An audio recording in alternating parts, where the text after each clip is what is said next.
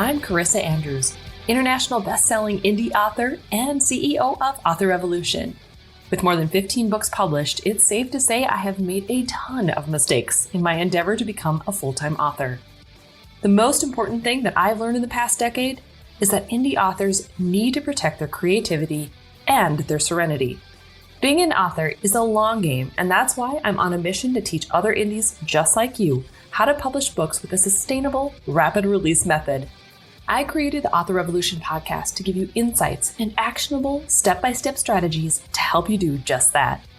If you're an ambitious author or one in the making who's looking to create a long-term author career and a life you love, you've found your tribe, my friend. Let's get your author revolution underway.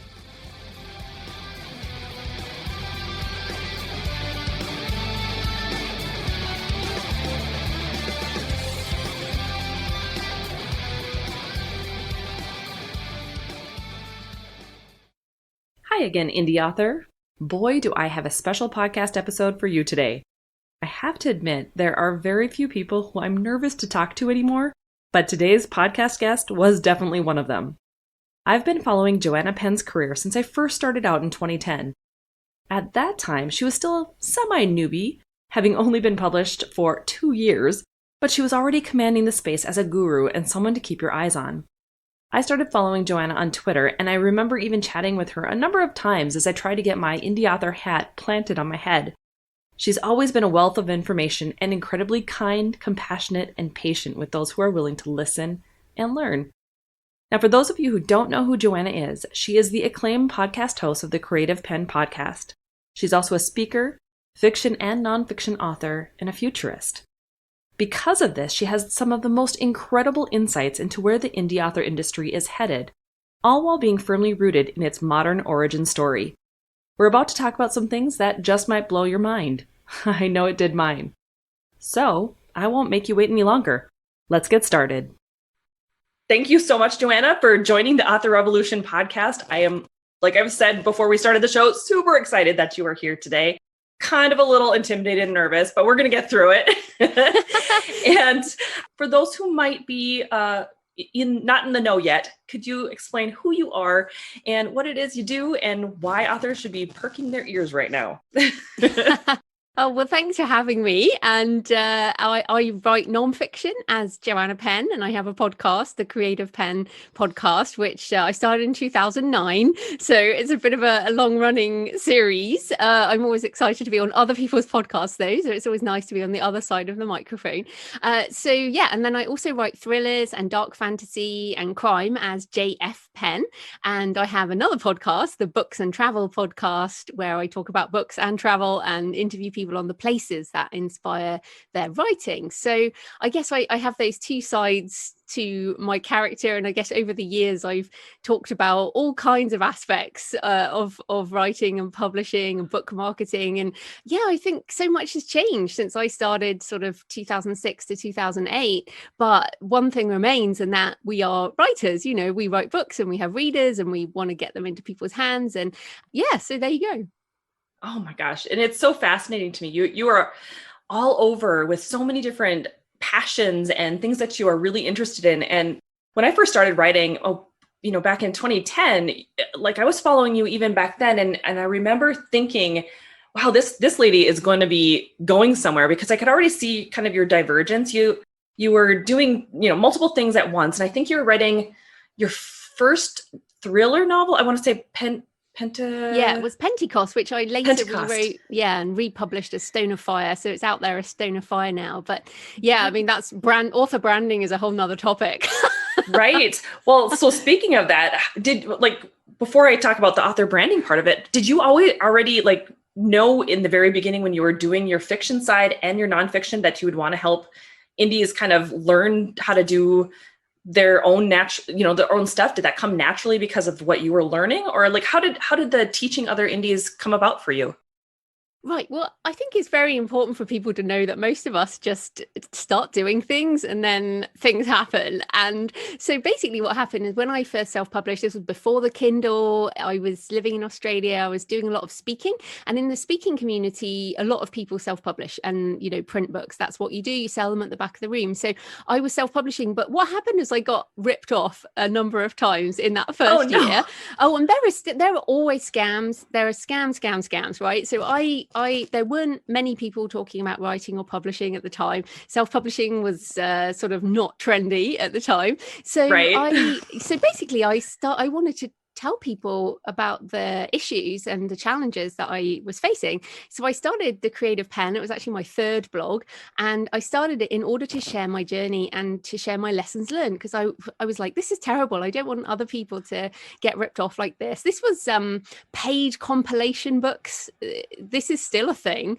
And also, this sort of pay this much, join a bestseller thing. And I mean, these things have been going on for decades. But I also, at the time, I had printed 2,000 books and then didn't know how to sell them. And this was before print on demand really took off. So I was learning all this stuff and I just wanted to share. So I started my blog in December 2008. Then I was like, do you know, I don't have any author friends. I was working as an IT consultant. I literally didn't know any other authors. And the people that I approached in writing groups, they were like, oh, you're self-published, you're kind of second class yeah, we got that too. They didn't want to know me. And so I was living in Australia and I saw all these wonderful Americans, and these Americans were doing great things and they were not snobby at all. They were like, yay, we're self-publishing, we're independent authors. And I was like, oh yeah, I want to be one of those. So I started, this was really before the phrase indie author even became a thing. So I started podcasting in order to make friends. I love it. Yeah, exactly. I mean, you know how it goes. You're a podcaster. You get to talk to people who you might not have been able to talk to otherwise. And that's huge. And a lot of the people along the way, I'm an introvert and I've made real friends in real life through my podcast. And so that's been very valuable. But yeah, I guess I did have a desire to be like a Tony Robbins self-help type of person. And that was always something I wanted to do, but I certainly never expected it to go the way it is. And to be honest, all I really do in my books and my podcast is I continue to share what I learn along the way. So as my own career has developed, I've just written books about it and podcast about it. And as obviously, as you know, you write fiction as well. As you write novels, you learn things. And so I think it's just been a natural progression of what I learn, I share. And what's interesting about being a writer is you don't ever stop learning. So I think, I often think, I should really stop doing this stuff. And then I'm like, but I just learned all this new stuff and I want to share that too. So when I stop learning, I will stop sharing. But until then, I guess I'm still going. I think you're going to keep doing it until you die then. I'm sorry. Yeah, exactly. Fair enough. I don't think it's going to stop. No, and that's the truth of life. And what's so interesting to me with people coming in, people are like, oh, I published my first book in 2015.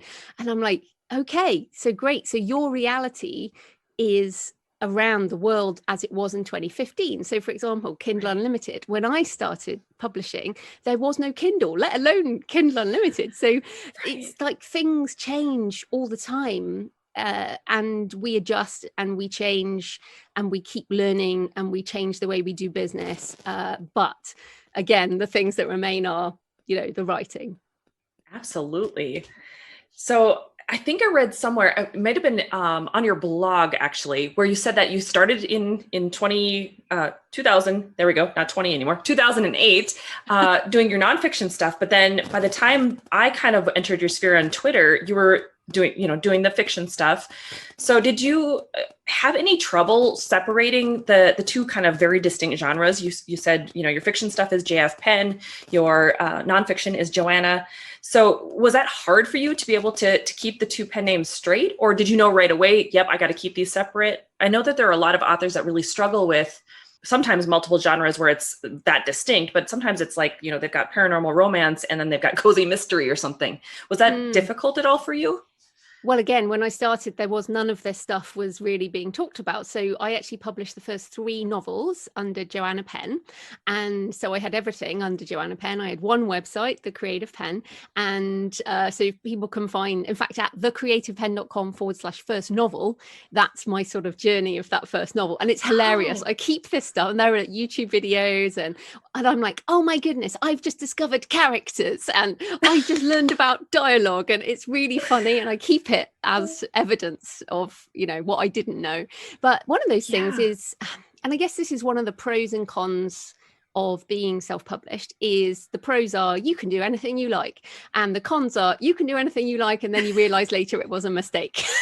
yes you are not free of the consequences. Yes. But what is great is you can fix it, right? So my first 3 books were Pentecost, Prophecy, and Exodus, which people might know if you have any religious upbringing, that these are quite religious words with meanings in a Christian context. And I have a master's degree in theology, but I'm not a Christian. So what happened was all these people were like, this isn't a Christian thriller. Why is this got a religious name? And I'm like, okay. So that was one thing. Another thing I got was, Joanna is a feminine name, and obviously a woman. And I got reviews on my first books, which were, I can't believe a woman wrote this. As in, what? I know. What? I know, this is kind of this was before Gone Girl. This is before female thriller writers were more of a thing. For the same reason that J.K. Rowling wrote under, J.K. in male-dominated genres, people use initials in the same way that men writing in romance often use female pseudonyms. So we can lament this to our heart's content, but whatever. So I was like, okay, so around 2012, I had these 3 novels that I was like, I think the titles are wrong. I also was like, okay, I need to separate this, because that was also when we were starting to learn about the algorithms and about how also bots worked. And I was like, okay, I needed to separate my email list. And at that point I basically republished, rebranded. It was such a pain. I redid the covers, the names, the books. I did all kinds of things to separate the two. And it was painful, let me tell you, but I am so happy. I'm so happy I did it. And it was most liberating for me. It was great for the algorithms. It was good for my email list. I can be different people, and that really helps. Now, in terms of how many names, I totally get why people struggle. And if you are only algorithm driven, then it makes sense to have more than one pen name. But I think if you want to be sanity driven and life driven, then don't have too many, especially if you want to do social media, if you want to do podcasting like this, if you want to do email lists. I find managing 2 active names pretty difficult. My mum also writes under Penny Appleton, and I kind of manage her books, that's sweet romance, but I can't do that in an active way. So what I would say to people listening is, don't go too over the top. So I have thrillers, dark fantasy, horror, crime under JF Penn, and it is difficult for sure, because I mix genres, and some people do not cross series at all. So some people are like, why don't you write another arcane thriller? And I'm like, well, I'm writing this fantasy right now or whatever. But I think if you have this long-term perspective and you're really thinking about how you want your career to be for decades, then make it easier on yourself. Don't have too many. Absolutely. Now, how many books do you have out now? It's a lot, right? It's plus 32-ish, I think. Wow. That is fantastic. Well, but it's so funny because, of course, you and I both know people like Lindsay Baroka, who started at the same time as me, and she has like 70 or 80 books now. Oh my goodness. That blows my mind as well. Holy cow. Oh, and also Lindsay's are about 3 times as long as mine, each of the books. So she basically has the equivalent of like nearly 200 books to my. Oh my goodness. That is insane. It is insane. But it's also really important to remember that we can't compare ourselves to writers who do things differently and who live a different life. And that's so important. You know, Lindsay's a friend of mine, but we're quite different people and we live different lives. And she writes like all the time. And I'm more of a binge writer, I guess. Sure. You know, and I might call a good day 2,000 words and she calls a good day 10,000 words. So we can't compare ourselves to other people. So sure, I have over 30 books. But that doesn't matter. If you're writing your first book, we all start with no books. We all start with nobody listening. We all start with no one on our email list. So just go at your own pace, really. Don't force it. I think that's important.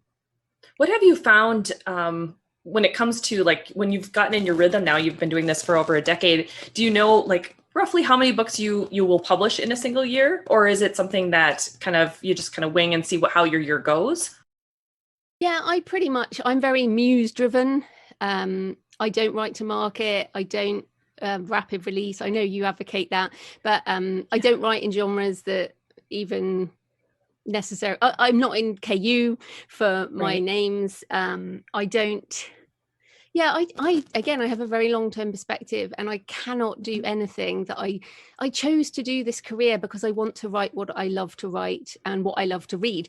And the difficulty is I read across so many genres. I mean, I read hours every day and I read tons of different books. So my own work is very cross genre, and I love doing that, but it makes it far more difficult to sell, but it does make it satisfying to write. So as far as I'm concerned, I'm writing for the longer term, and I just write the books that my muse really, really wants to write. So although I have an idea, like in my head, like I have a list of about 12 novels that I've got vague ideas for, and I've got about 6 nonfiction that I've got ideas for, and they have sort of one-liners in my folders. You know, one's called the South Pacific Boat. That's literally all I have, and I know approximately what that is. Yep. But exactly. But I went on a boat across the South Pacific in the year 1999. So that book has had a long time to think about it, and it's still not ready to come out as such. Whereas another book, so the Shadow book, which I've been talking about for at least 5 years openly, and something I studied around the Jungian shadow in psychology back when I even did A-levels, so age 18. Wow. So that book, that's the book I'm writing at the moment. It's amazing. Taken a long time. Right. Isn't it interesting how some of those concepts will sit and kind of just stew for a very long time before it comes out and becomes something that's really more powerful? It's really interesting to me. I've had the same experiences. I think it's very important in order for a book to really resonate for a long time.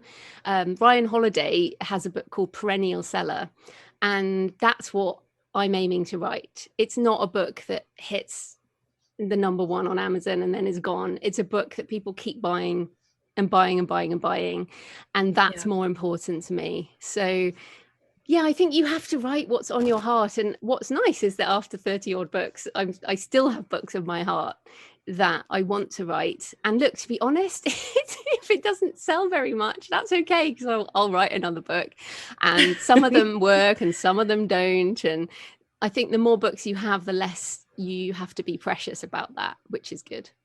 Absolutely. So speaking of that, obviously you're a wildly successful author and entrepreneur, earning multi-6 figures. So with that in mind, what kind of advice do you have for indie authors who are listening, who are either just starting out or maybe they're mid-listers and they're looking for a way to, hopefully get their career to maybe not quite multi-6 figures. Maybe they are looking for that, but really just to have a career that sustains them a little bit more. Do you have any advice around what worked for you? Yeah, well, I think my first piece of advice is think long term, because, I started writing in 2006. I did leave my job in 2011, so it took 5 years, but I took a massive pay cut. It was about 1/8. I was making about 1/8 of my salary when I left that to become a writer. That is a big pay cut. Wow. Yes, that is an absolute change in lifestyle right there. Yeah. Oh, we sold everything. We sold our house, we sold our investment properties. We took a a real chance. It took a decade for us to buy another house. So, I mean, you have to really decide what you're willing to give up for your career. But that was 5 years of writing on the side while doing a day job. So that probably the first thing is don't give up the day job, like keep it as long as possible and write and get to a point. So and then 2011 I left my job. It was 2015 I started making six figures. So that was 9 years of writing before I made six figures. And then it only took another year to get to multi six figures. But that was because at that point, the tipping point was into the multi six figures was I had a lot of things. So I had a lot of books. I had a lot of podcast episodes. At that point, I'd been podcasting for 6-7 years. So I had an audience. I also had more traffic to my websites, and I had lots of affiliate income. So definitely building a long-term business and having that longer term view is important, and also multiple streams of income. This is my soapbox. And right my book, How to Make a Living with Your Writing, is not just about books. It's about all the other things that you can make money from as a writer, and that to me is the most important thing, because Amazon changed their algorithm, Facebook changed their algorithm, this happens, that happens, that suddenly vampires aren't popular anymore, or or what happened to the erotica writers when Amazon decided you can't have erotica anymore and took it out the search engine, or there are lots of things that have happened over the years that have impacted different genres. Or even I mean, it's classic this year in the pandemic, people want Bridgerton Regency romance. They don't necessarily want darker crime. They want fluffy escape. They want to be happy. They want that kind of writing. So it's really interesting how trends for things go up and down. So the best thing you can do to control a long-term career is to diversify and to have income streams that do not relate to each other. And this is exactly the same if you talk about financial investments. You need to if this happens, then that can still make you money. And then if this happens, then this can make you money. And that's what I have now. So, and that takes a lot of time to build. And I think that would be really important for people who want to do this, because it's easy enough to make 10 grand in a month. There are plenty of people making 10 grand this month, but what about next month and next month and next month and next year and the year after that? So what you want to be building is that sustainable income for the long term, not the spike revenue next month and then back to zero. Yep. And that's part of the reason why, with rapid releasing, one of the things that I teach on that is to do it in a sustainable way, where it's, rather than doing like a book a month, because I don't know about you, but I couldn't do a book a month. I would go absolutely mental. So I try to teach my students who are wanting to, kind of get to the point of earning more money faster, to do it in a way that's not going to, put them into straight out burnout or overwhelm, by focusing on just 4 books a year and trying to do it in a way that is working in their schedule, whether they're doing a book every quarter or, saving it all up and then, having it all written in advance and then releasing it quickly at the end of the year, let's say, as an example. And it's just another way to be sustainable in the way that they're trying to come at their publishing career. But I love the way that you're talking about all these different aspects of it too, like the affiliate income and being able to do things like that, because I don't think a lot of authors, especially new indie authors, really think about affiliate income and the kind of ways that they can pull in money, whether it's Amazon Associates or anything like that, until they've been around for a little while. Would you agree?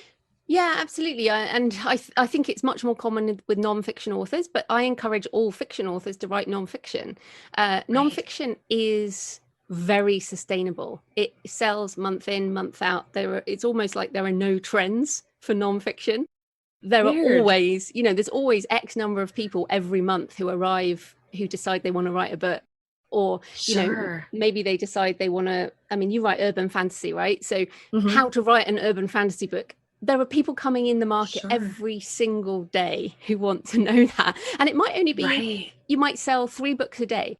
But if that's 3 books a day every day forever, because this is a market that is a different market to the readers. I mean, to be honest, those are often readers of the genre anyway. So I would definitely, or you write a book about your research. So I'm writing, my next novel is Day of the Martyr, which is based on the martyrdom of Thomas Becket.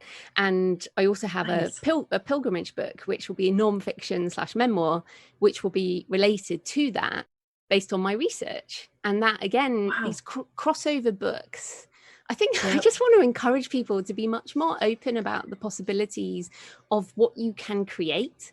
Like, it doesn't need to be just a novel in KU, whatever. It can be a podcast series with a sponsor, or it can be a nonfiction book about your research, or, you know, I think you've got a witch series, for example. You could write a book about the history of witchcraft in America, and that reaches a completely different market to witch type novels and gives you another stream of income. So I want to encourage people to do that. And back on the rapid release thing, I have never rapid released. So I really, it's not something I could ever do or would ever do. And I think it is actually a personality type. And I would say that to people, if people listening, if you don't feel rapid release is for you, that's okay. Like, literally all I've ever done is write a book, publish it, then write another book, then publish it. I love it. That's what I did in the very beginning of my career. And it wasn't until I started realizing that I really enjoyed series that it kind of, the rapid releasing component kind of really clicked and made sense in my brain. From a reader perspective, so for example, I've got 11 books in my Arcane series. So I've only written, so that's across, I started the first one in 2009. So it's taken like over a decade to write 11 books, of which 3 are novellas anyway. And of course, if you are a reader following me for that long, it's like, wow, okay, 1 a year, that's traditional publishing speed, right? But what's interesting, of course, most of us will do a BookBub on our first in series, and Stone of Fire is free on all ebook platforms. And people find the series now. So I might not be rapid releasing, but they're actually discovering an 11-book series now. So for readers, a book is new whenever you discover it. So again, I would just say to people, you can be a relaxed author and realize that it might just take a bit longer, but for readers, the thrill of series and all of that is still there. It just might be a couple of years' time. Absolutely. Yep. It's just about having that patience to get the backlist set to be able to do those things. And I'll say, I am so thrilled. When David Goffrin was on the show, he was talking about the free Booksy series promos. I hadn't tried that before. And I just did that for the Witches series that we were talking about just a second ago. And I have never seen the kind of long-term read through that has continued since I did that. Even BookBub hasn't stood a chance. It's very interesting to me how readers, when they're going in there with that series mindset, how they will continue to just like follow the whole thing. It's just been very fascinating. Have you tried the free Booksy series promos yet? Oh yes, Ricky, I know Ricky there, and they're fantastic. They're absolutely brilliant. Free Booksy, Bargain Booksy, Red Feather Romance, they're all fantastic for people to try and kind of add into your promo schedule. And what I'd also say is box sets. Box sets are a superpower, and if people have not done box sets, please do box sets. Like, people, I know some authors think, oh, it will cannibalize my sales, but it doesn't, because there are readers of box sets, and they love them. So, and if you're wide, like I'm wide, box sets make me the most money on Kobo. And when you do like a BookBub on a wide box set, you make tons of money. And then if you have multiple box sets in a series, again, like I have 3 box sets in my Arcane series, then you get bigger chunks of money. Or I even have a 9-book box set, which is about, you make a ton of money on places like Kobo and Apple, because you can price high and still get the 70%. So these are all, there are so many different ways to do this career. That's, I think, very important. For sure. Oh my goodness. So I'm like, my brain is just spinning. I'm like, holy cow, that's so good. so valuable to people who are listening. And not to completely kind of twist things a little bit, but there's a topic that you have been really into a lot, and you've been very passionate about lately, that has I mean, honestly, I'm new to it. And so I'm going, okay, I have to learn from you on this. But we're talking about artificial intelligence and how it affects writers. And you are very much a futurist. You look into, the trends that we've seen going on, in our industry, and then you take that information, you look out even further. So it's been very interesting listening to your podcast as of late. And you talk about how AI is kind of diving into all sorts of sectors of our indie author career, or it could. So could you fill my audience in on some of the biggest ways that you have seen AI impacting the indie author space so far? Yeah, sure. Well, and it's funny because people think, we're story lovers, and so people are thinking killer robots and stuff like that. But that's not the AI we're talking about. I mean, all of us use Amazon, right? And Amazon's algorithm is an AI, newsflash, people. There's not some load of people sitting there going, I think I should recommend this book to this person. It is an algorithm, and it is an artificial. I mean, the word artificial intelligence, or the phrase, is not. It's like a blanket term now for so many things, but let's say algorithms. So then, of course, as soon as you use Amazon to search for a book, the algorithm is activated once you publish. And let's say you use Amazon advertising. Okay, just as a classic example. So I have a number of books in German. I used DeepL, which is a translation engine, an AI translation engine, to translate the first draft of the books. And then I had a human editor and human beta readers. Then I uploaded them on Amazon. These are in KU because I don't know German. And I put Amazon auto ads on that, and they just run. And many of us use Amazon auto ads, which again are an algorithm. So right. What else? I mean, many of us will use Google to do research. Obviously their search engine is run by an algorithm. We use Facebook to do advertising, or we do, connecting with people on Facebook. Facebook is run by algorithms. We all know this. So everyone is already using AI in their author career. That is just the way it is. Yeah. And then, I mean, you could look further into our lives. Netflix is driven by an algorithm, and maybe you use Uber, which is an algorithm, or maybe you get food delivered to your house and their whole thing is driven by an algorithm. And so there's so many things that people already use, like map technology to get somewhere in your car is now driven by what's the fastest route. That's an algorithm. So right. When we think about the encroachment or the tools, there's a book called Tools and Weapons, and that's how I like to think about it. Is AI is a tool and it can be a weapon. We know the positives and negatives of Facebook. We know the positives and negatives of Amazon and Google and all these things, and most of us accept them. And if we don't, we leave the service. Right. Right. It's like a deal with the devil, and most of us are taking that because our businesses are built on this. That doesn't mean we shouldn't be activists for change, which we should be, which is partly why I'm heavily engaging with this, because if you leave it to all the techie people, they're going to screw it up. So we have to be involved in artificial intelligence. But those are just some examples of the way we are already using AI. And I think why I'm so passionate about talking about it is it's not just most of us have other jobs. Like most people listening will have a job, and what's changing, and particularly the pandemic has accelerated the automation and artificial intelligence rollout in many companies by many, many times. And so what I want people to be aware of is how these things are going to impact our wider lives as well as our author lives, and to be prepared for that future and to be ahead of the curve. So and again, there are very, very positive things, and there are things that will be difficult. So AI voices are an example. So there are very, very good AI narrated voices now. They're being used in gaming, which is obviously a massive industry, far bigger than books. Computer generated actors in the film industry is also a big thing. We've got people doing concerts in Fortnite with avatars. I mean, right? It's crazy. It is crazy. And I feel like authors are so stuck in a world that was new in 2014. And right. It's like, I'm sorry, people, you cannot think that this is the way it's going to stay. And I mean, the publishing industry is still obsessed with, oh, the digital change to ebooks or digital audio. And this is a decade old now, and people are still obsessing about it. Whereas I'm now looking into the 2030s and going, okay, well, how can we prepare for that? Because this is my full-time career. This is my living. Right. I want to be doing what I love in a decade, in 2 decades, in 3. I'm only 46.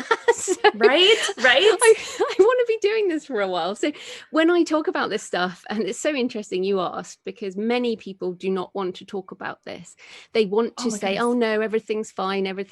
But it will be fine if you know what's coming and you adapt to it. And as absolutely, to borrow Kevin Kelly, you surf the wave and not drown in it. And that's one of my goals has always been in the Creative Penn, to help authors surf the change and not drown in it. So that's why I'm talking about it. I find it so fascinating. One of the podcasts I listened to the other day was about, well, today, this morning, when I was bringing my daughter to her big test, she has huge MCAs this morning, of course, and I find out yesterday. But I was listening to the podcast where you had the guy from Google on, and you guys were talking about AI technology and how it can actually be applied to reading and narrating audiobooks. Hopefully sometime this year, we might have access to that sort of thing. But also that I've listened to the podcast about co-writing. So AI helping you co-write novels. And so it's like the possibilities in my mind. I started out as a sci-fi fantasy genre bending author. And so for me, it's like, I love sci-fi as well as fantasy and urban fantasy. And so there's a lot of things for me that kind of crisscross. And so of course my brain spins off in this whole new territory where I'm like, how did I not put this together before now? I must have had my head under a rock with too many kids or something. I don't even know. And so you've blown my mind in the past few weeks, where I've been looking at all these things going, this is the most incredible thing I've listened to in a very long time. So oh, good. I'm glad you're enjoying it. I do aim. This is the thing, after podcasting for 12 years or something, I have to come up with ways to keep people's attention. Right. Well, you certainly got mine, because I'm like, this is just the most amazing thing I have heard in a while. And my husband has been talking for a long time about how, we're going to be having driverless cars very soon. And there's a lot of futurist stuff that we talk about in our house. And it was so weird to me to be sitting here going, okay, I kind of thought a little bit about the AI narration part of it, but not about AI helping you kind of generate a first draft, for instance, and how that could eventually become a thing so that you could write faster. And so there's a lot of different things that you've kind of broached the subject on, and I'm going, this is just incredible. So what do you think, I guess, is the most interesting thing that you're seeing with the whole AI generation and how things are converging right now? Is there one where you're most excited about it, or the prospect of what's to come?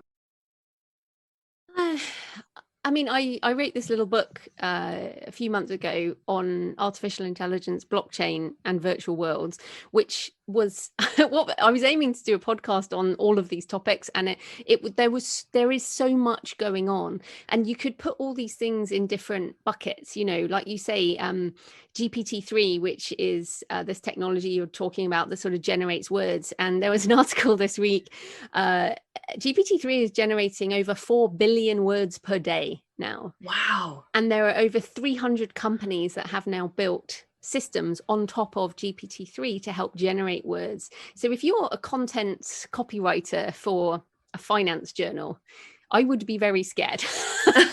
I mean, I would be like, okay, or I would use it to do my job. I would use it to help me write that. It's also licensed to Microsoft. OpenAI is licensed to Microsoft. So we're going to see this kind of technology come into many areas. There's also an open source comparison now. And it's so this kind of text generation, but I've been trying it myself. I've been in the beta, and I think it's a bit like a car. There's a car. It might be a really good car, but that car's just going to sit there unless you, the human, point it in the direction you want to go, and you say, right, I want to go visit my mum, and there's a very human reason to take that journey, and then also you're directing it. So I don't want people to think, oh goodness, the robots are coming for our jobs.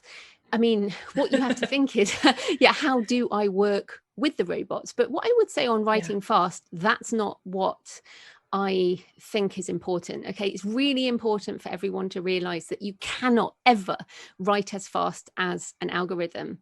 So these these will be able to generate books. Like I said, 4 billion words per day. You cannot ever beat the machine. So what you have to do is learn to work with the machine to be more human. So this is where I'm going with it, in that Absolutely everything we do has to add to us being more human. So for example, the blockchain stuff, and I had an article about it, the NFTs or the Nifties, this is a way for fans to be part of your world, to have digital exclusives like we do signed hardbacks, for example. So I'm excited about blockchain because it's going to enable direct sales away from sites like Amazon, away from all of the people who take the, cut in the middle. So I'm excited about GPT-3 because it might give me a different angle on my muse-driven brain. I'm excited about AI voice, mainly because I want my books in different languages. So I narrate my books in English, my nonfiction, but could my voice also narrate my books in German? How awesome would that be? Right. I was listening to that. Yeah. That's exciting. Or things like, I'm excited about VR because maybe you and I could do this in VR with a virtual audience, and that would benefit people listening to us, but also we could be more human. It wouldn't just be on a screen. We could see the audience, we could interact with them. So everything I'm talking about is not about trying to be more like a machine, as in be more productive or do things faster, or it's actually to be more human. And that's the only way we're going to be able to keep earning a living in this new world, is to just, like a mug, let's say a mug that has fingerprints on from the potter who made it in their local studio, will sell for more money than the mass-produced mug out of a Chinese or American factory that is perfect. It's absolutely perfect and has no fingerprints on, but we will pay more on Etsy for the mug with a fingerprint on. And I want us to think about this in the author space. How can I put my fingerprints on my work? This is the author voice. This is the choice of how you talk to your readers. This is how we connect with each other and how we connect with our audience. So yeah, I'm excited about technology, but only in the way that it will serve us to be more human. Right. Well, and in some ways too, it kind of opens up new avenues that maybe we wouldn't have been able to do before.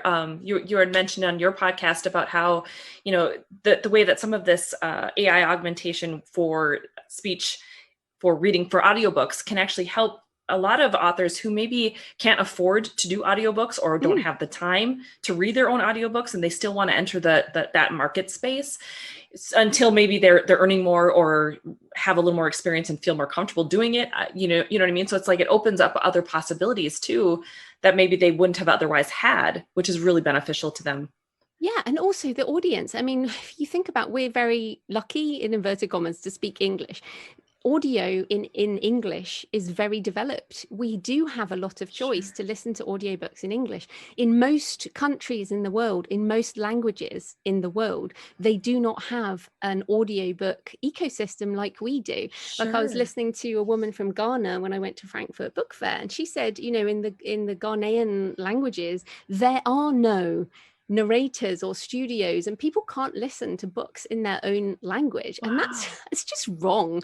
And it drives me, it makes me very sad. It makes me very angry that people resist AI voices because they are being protectionist of an ecosystem that is very skewed towards English language speakers and a particular type of English language speakers, whereas there are lots of communities who would benefit. Also, I would like my books to be available in every language and every voice. Even like I've said, you're an American woman, and I'm a British woman. People prefer different voices, so why can't they have a choice? Like you have a choice on your GPS system or your assistant. Yep.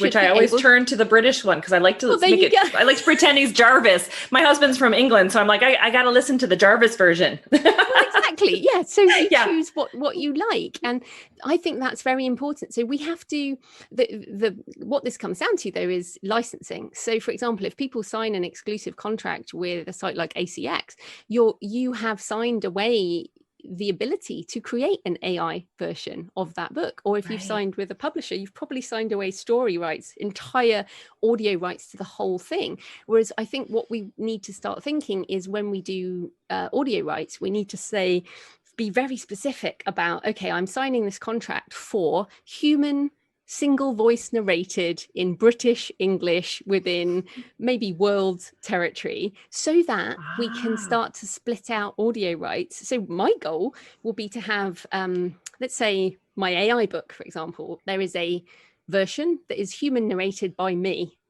Now, I would also like to have an AI narrated version where you can change the voice to whatever you want. And that is amazing.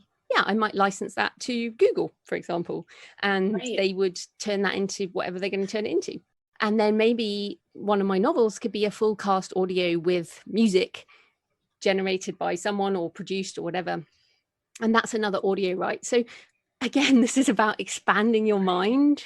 It drives me nuts how people get obsessed with Kindle ebooks in America.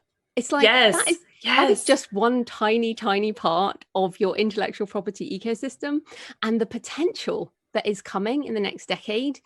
Please just try not to sign away all this stuff.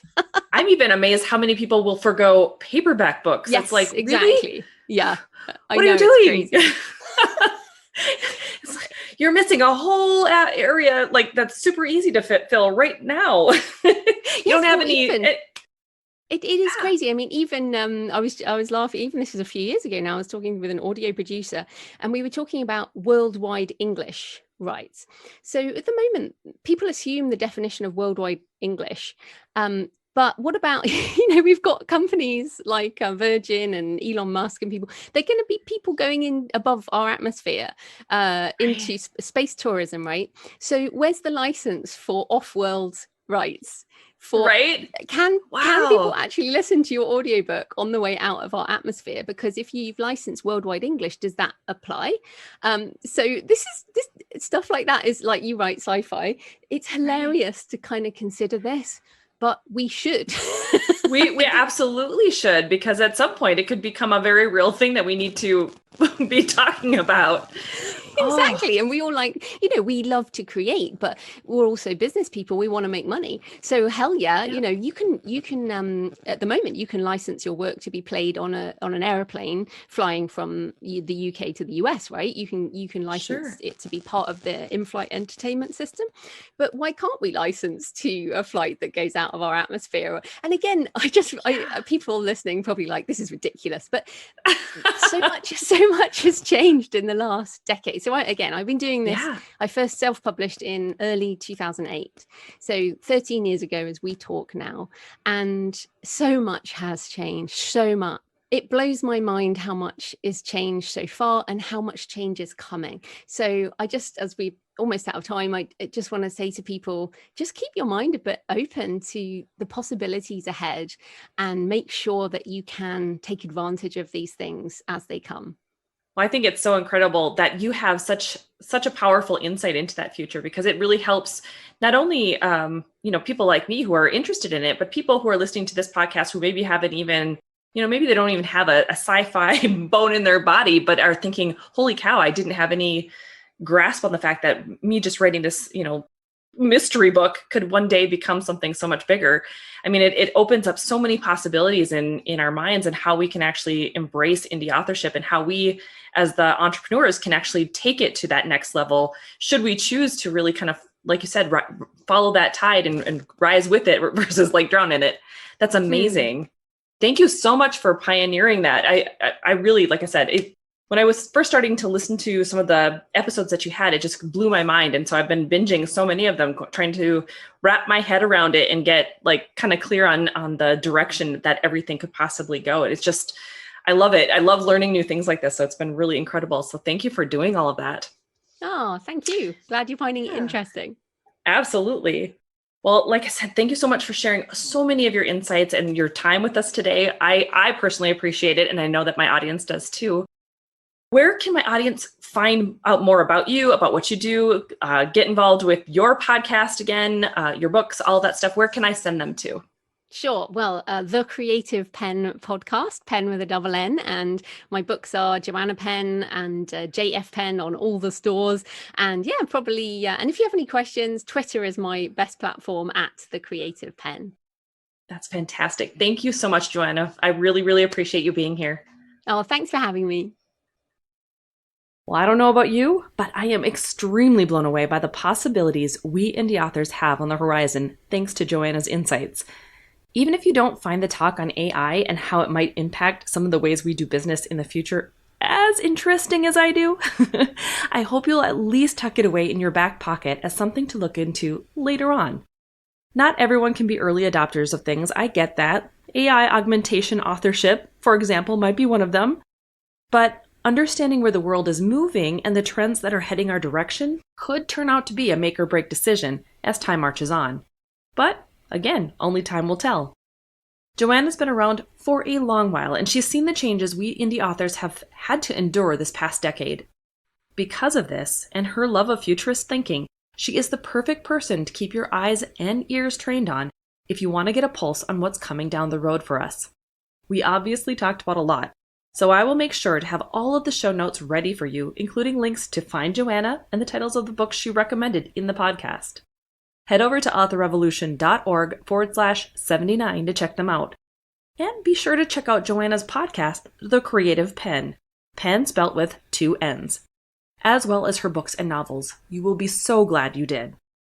Now, as I said in the introduction, Joanna has been an inspiration of mine and someone I have frequently turned to for new information and insights into our work as indie authors.